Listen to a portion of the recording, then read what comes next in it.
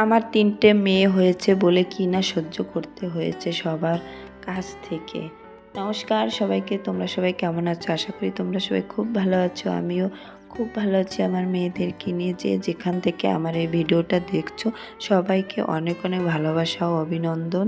যে বা যারা আমার সঙ্গে খারাপ ব্যবহার করেছে আমার মেয়ে হয়েছে বলে, তাদের আমি কখনোই ভুলবো না। কারণ আমার সঙ্গে যেটা হয়েছে সেটা আমি মেনে নেব, কিন্তু আমার বাচ্চাদের সঙ্গে যেটা হয়েছে সেটা আমি কখনোই মেনে নেব না। আমার জীবনটা যেভাবে ছিল সেভাবেই চালিয়ে নিয়েছি, আমি কোনো অভিযোগ করিনি। কিন্তু আমার বাচ্চাদের যদি কেউ কিছু বলে, এমনকি আমার স্বামী কি আমার মা বাবা, তাদেরকেও আমি ছাড় দেব না।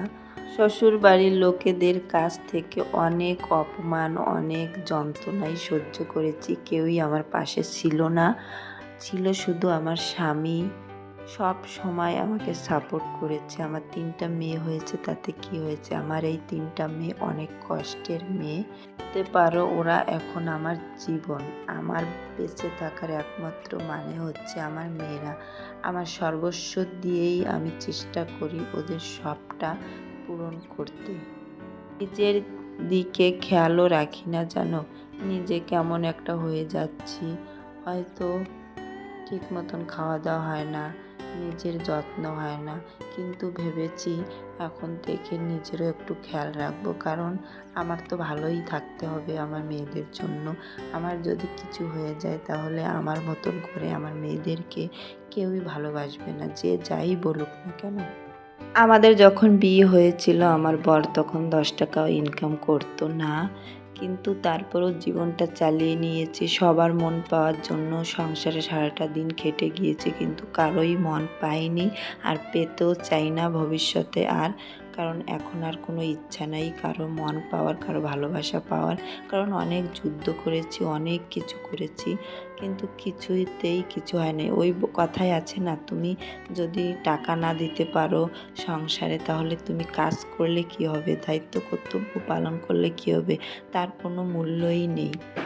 সেরকমই হয়েছে আমাদের। আমরা স্বামী স্ত্রী সারাটা দিন সংসারে খেটেছি, কিন্তু কারো একটুকু মন পাইনি, আরও বরং সব সময় আমাদেরকে দোষ দেওয়া হয়েছে। আমরা কিছুই করিনি, আমাদের কোনো দায়িত্বই নেই, আর দায়িত্ববানও হতে চাই না। যতটা কর্তব্য আছে ততটাই পালন করব। স্বামী ইনকাম করতো না, নিজের জীবনটা যেভাবে পেরেছি সেভাবেই কাটিয়ে দিয়েছি, কোনো দিনও অভিযোগ করিনি, এমনকি মা বাবার কাছে গিয়েও কিছু বলিনি। আমার জীবনটা খুবই কষ্টের, কখনোই সুখ হলো না, আর সুখের সন্ধানও করি না। এখন ভেবেছি আমার জীবনটা যেভাবে কেটেছে আমি আমার মেয়েদেরকে সুন্দর একটা জীবন দিতে চাই, তাই এই ইউটিউবে আসা।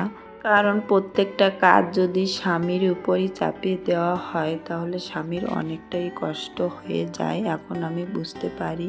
এখন তো আমি আর বাইরে গিয়েও কিছু করতে পারবো না, যখন করতে পারতাম তখন হয়তো আমার শ্বশুর রাজি ছিল চাকরি করানোর, কিন্তু আমার ননদ কেউই চায়নি যে আমি চাকরি করি।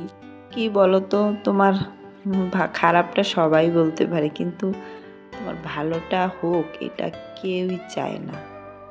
আগেও একবার ইউটিউবে একটা চ্যানেল খুলেছিলাম, আমার স্বামী ছিল আমার সঙ্গে, কিন্তু পরিবারের জন্য সেই চ্যানেলটার কাজটাও আমাকে বন্ধ করে দিতে হয়েছিল।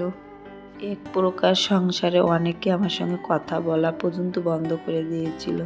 তাই ভাবলাম সংসারে শান্তির জন্য জীবনে যে আমি কত কিছু ত্যাগ করেছি এটা অন্তত ঈশ্বর ছাড়া আর কেউই জানবে না।